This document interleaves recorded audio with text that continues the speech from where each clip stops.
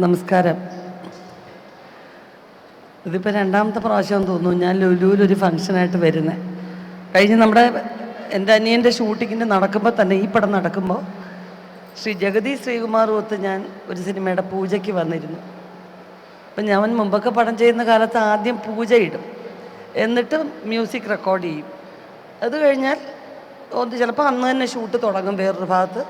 അങ്ങനെയൊക്കെ ആയിരുന്നു. ഇതിപ്പോൾ നിങ്ങൾ നിങ്ങളുടെ എൻ്റർടൈൻമെൻറ്റ് ഷോപ്പിങ്ങിന് വന്നിരിക്കുന്ന സ്ഥലത്ത് നിങ്ങളെയൊക്കെ വിളിച്ച് നിർത്തി നടത്തുന്ന ഒരു ചടങ്ങ് വരെ എത്തിയിരിക്കുന്നു. അത്രയും ലേറ്റസ്റ്റ് സിനിമാ ചടങ്ങുകളൊക്കെ. എന്തായാലും ശബ്ദം അടച്ചതാട്ടോ. മദ്രാസിൽ വെള്ളപ്പൊക്കത്തിൽ ഒച്ച അടച്ചിട്ട് ഇതുവരെ ശരിയായില്ല. ഇനി മമ്മൂക്കയ്ക്ക് ഡബ് ചെയ്യാൻ പോകുമെന്ന് തോന്നുന്നു. എപ്പോൾ ശരിയാവുമെന്ന് അറിയത്തില്ല. ഷൂട്ടിങ് കഴിഞ്ഞ് നേരെ ഇങ്ങോട്ട് പോകുന്നു. ഇനി കുറച്ച് പടങ്ങളും ബുദ്ധിമുട്ടൊക്കെ ആകുമ്പം മമ്മൂക്ക പിന്നാരാ വേറെ നമ്മുടെ ഞാൻ അലൻസീറിനെ വിളിക്കുന്ന പെരേര എന്നാണ്. അതെ അതെ, ബിജു മേനോൻ അവർക്കൊക്കെ ഡബ് ചെയ്യാന്നുള്ളൊരു പ്രതീക്ഷ. എന്തായാലും അധികം ദീർഘിപ്പിക്കണം. ഒപ്പടാ അവിടുന്ന് നിഷാദ് എൻ്റെ വരാൻ പറഞ്ഞ് എനിക്കൊരു ബലത്തിന്, നീ മര്യാദയ്ക്ക് ഇവിടെ നിൽക്കാൻ വേണ്ടി അവിടെ നിന്ന് നീ ചാടും. നിഷാദ് എൻ്റെ സ്വന്തം ഒരു സഹോദരനെ പോലെയാണ്. കാരണം എന്നെക്കാൾ കൂടുതൽ എൻ്റെ ഭർത്താവ് നീ സിബ്ലിങ്സ് അല്ല, നീ എൻ്റെ വേറെ സിബ്ലിങ്സ്. ഇങ്ങനെ ചുമ്മാ ഇരിക്കട്ടെ, അത് പറഞ്ഞു തീർക്കട്ടടാ. അപ്പോൾ നിഷാദിൻ്റെ പടത്തിൽ ഇതിന് മുമ്പ് ഞാൻ അഭിനയിച്ചിട്ടുണ്ട്. ഇങ്ങോട്ട് റിക്വസ്റ്റ് ചെയ്യുക അല്ലെങ്കിൽ പറഞ്ഞു കഴിഞ്ഞാൽ നമുക്ക് നിരസിക്കാൻ പറ്റാത്ത ഒരു പ്രതിഭയാണ് ഇദ്ദേഹം. ഇപ്പോൾ കേക്കിൻ്റെ കാര്യം വിക്കി പറഞ്ഞില്ലേ, അതുപോലെ തന്നെ ഏതാണ്ട് സാധനങ്ങൾ കൊണ്ടുവന്ന് തരും, നമ്മൾ പിന്നെ ഇങ്ങനെ ഒഴിഞ്ഞു വിട്ട പോലെ നടക്കണം. അപ്പോൾ ഞാനിപ്പോൾ ഈ പറഞ്ഞ കേക്കിനെ കുറിച്ച് ഞാൻ കാര്യമായിട്ട് ചോദിക്കും. വിക്കി പറഞ്ഞു മോനെ നോക്കിയും കണ്ടിയും നടക്കണമെന്ന്. പക്ഷെ ഞാൻ ആ സന്ദർഭം വേറെയായിരുന്നു കേട്ടോ. കാരണം സ്ത്രീജന്മങ്ങൾ സാധാരണ ഉള്ള ഒരു പടമായത്. നോക്കിയപ്പോൾ എല്ലാവരെയും നടക്കും ഗുരുവായൂരപ്പ ഭക്തനായ കൃഷ്ണൻ ഉണ്ട് അവിടെ. അപ്പം ഞാൻ പറഞ്ഞു മോനെ നോക്കിയും കണ്ടും നടക്കണേ. അതാണ് അതിൻ്റെ വാസ്തവം. അല്ലാതെ നിഷാദ് പടം എടുത്ത് പൊട്ടിപ്പോകുമെന്ന് ഞാൻ പറഞ്ഞതല്ല. സിനിമയെ ഇത്രയധികം സ്നേഹിക്കുന്ന നിഷാദ് വീണ്ടും വീണ്ടും ഉയർത്തെഴുന്നേറ്റുകൊണ്ട് തന്നെ ഇരിക്കും. ഫിനിക്സ് പോലെയാണ്, ഫിനിക്സിനെ പോലെ സത്യം. കാരണം പല തളർന്നു നിന്നിട്ടും അതിൽ നിന്ന് ഉയർന്നു വന്നിട്ടുണ്ട്. ഇന്നത്തെ തലമുറയിലെ ചിലർക്കെങ്കിലും എം.എ. നിഷാദിനോടൊരു വിഷമമൊക്കെ ഉണ്ടായിട്ടുണ്ടാവും. ദേവീയത മറക്കുക. കാരണം നിഷാദ് മനസ്സിൽ തോന്നിയതിന് പെട്ടെന്ന് പടപെടാന്ന് പറയുന്ന ആളാണ്. പക്ഷേ സുന്ദരമായിട്ട് സദസ്സിനെ കയ്യിലെടുത്ത് സംസാരിക്കാൻ അറിയുന്ന ആളുമാണ്. അപ്പം മറക്കണം, പൊറുക്കണം. ഇത് കലാരംഗമാണ്. നമ്മളൊരു പാതയെ കൂടെ നടക്കും, നമ്മുടെ ഒപ്പം ചിലർ സഞ്ചരിക്കും. പകുതിയിൽ അവർ മാറും, പുതിയ ആൾക്കാർ വരും. ഇഞ്ഞല്ലടാ ചെറുക്കാ, ഞാൻ ഈ പയ്യനെക്കുറിച്ച്, ഈ ചെറുക്കനെക്കുറിച്ച് ഞാൻ കേട്ടത് അങ്ങനെ പറയുന്നതായിരിക്കും നല്ലത്. കാരണം പ്രായം എത്രയാണെന്ന് ചോദിക്കുന്നില്ല, പക്ഷേ പക്വത വന്നിട്ടില്ല. അപ്പം ഞാൻ ഷൂട്ടിങ്ങിൽ ആദ്യത്തെ മമ്മിയുണ്ടോ? മാമി കേൾക്കണം കേട്ടോ. ആദ്യത്തെ ദിവസം ഷൂട്ടിങ്ങിന് ഒരു ഫ്ലാറ്റ് നിൽക്കുമായിരുന്നേ. അപ്പോൾ എല്ലാ ആർട്ടിസ്റ്റും ഉണ്ട്. ഒരു ബർത്ത്ഡേ സീൻ എടുക്കുക മുകേഷ് ചേട്ടൻ്റെ. അപ്പോൾ ഞങ്ങളെല്ലാവരും കേക്കൊക്കെ കട്ട് ചെയ്യുന്നു. എല്ലാവരും ദുബായാണ്, മറ്റൊരു വ്യക്തിയുടെ വീടാണ്. അപ്പം നമ്മൾ അച്ചടക്കം പാലിച്ചിരിക്കണമല്ലോ. ഞാൻ നോക്കിയപ്പോൾ ഈ ചെറുക്കൻ മാത്രം ആ സോഫയുടെ വിളിമ്പി കയറിയിരിക്കുന്നു. ഇങ്ങനെ ഡയറക്ടർ അവിടെ പൊസിഷൻ ഒന്നും കൊടുത്തില്ല. എല്ലാവരും മര്യാദയ്ക്ക് നിൽക്കുമ്പോൾ കുരങ്ങോട്ട് കയറി ഇരിക്കുന്ന പോലെ അതിൻ്റെ മേളിൽ ഇങ്ങനെ ഇരിക്കുക. എൻ്റെ ശ്രദ്ധ മുഴുവൻ ഇവനിലോട്ടാണ്. ഇവൻ അങ്ങോട്ട് വീഴുവോ ഇങ്ങോട്ട് വീഴുവോ. അന്ന് മുതൽ ഇന്ന് വരെ ഞാൻ ദുബായി കിട്ടുന്ന ചട്ടിച്ചോറൊക്കെ കുഴച്ച് ഞാൻ കഴിക്കാമെന്നും പറഞ്ഞ് വെക്കും. മോനെ ഇത്തിരി കഴിക്കുന്നുടാന്ന് പറയും. ചട്ടിയോടെ ഇവൻ എടുത്തുകൊണ്ട് പോകും. അപ്പം എൻ്റെ ഒരു പെറ്റായിരുന്നു. ഞാൻ പറഞ്ഞാൽ അവൻ കഴിക്കും. ബാക്കി ആര് പറഞ്ഞാലും ഈ കേക്കും ജ്യൂസും കൊണ്ടിങ്ങനെ നടക്കും ചാടിച്ചാടി. അപ്പോൾ എനിക്ക് ഒത്തിരി സെൻറ്റിമെൻറ്റ്സാണ് ഇവനോട്. അവസാനം ധ്യാനും മുകേഷോട്ടൊക്കെ കളിയാക്കും. ഉർവശി ഷൈനെ വളർത്താൻ കൊണ്ടുപോകാൻ പോവാം മദ്രാസിൽ.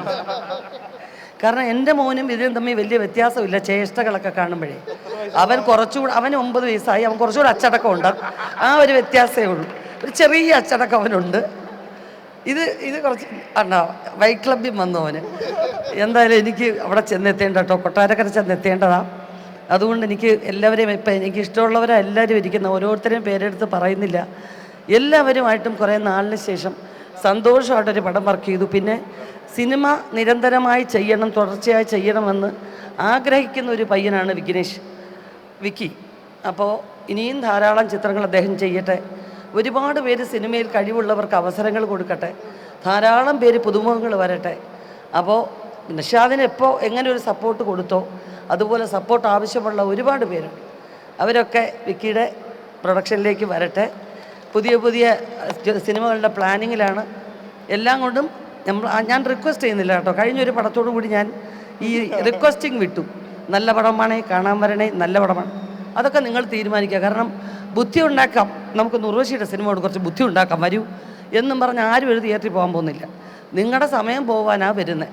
സമയം നല്ലോണം ആസ്വദിച്ച് കാണാൻ പറ്റുന്നുണ്ടെന്ന് തോന്നുന്നെങ്കിൽ വീണ്ടും വീണ്ടും കാണുക. നിങ്ങളുടെ വേണ്ടപ്പെട്ടവരോട് പറയുക. ഇഷ്ടപ്പെട്ടാൽ അനുഗ്രഹിക്കുക, പ്രാർത്ഥിക്കുക. എല്ലാവർക്കും നന്ദി, നന്ദി, നന്ദി.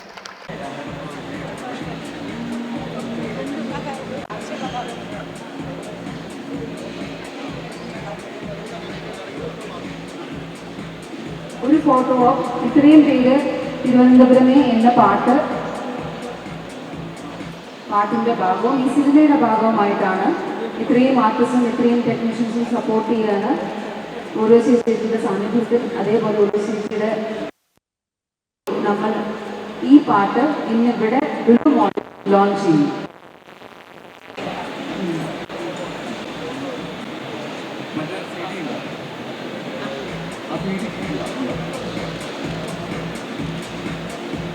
എല്ലാവരും വന്നില്ലേ?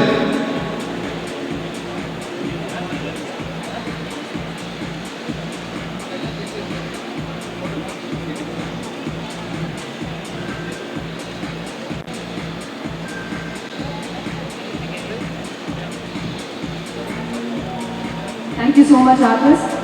ഇനി നമുക്ക് പാട്ട് കാണാം.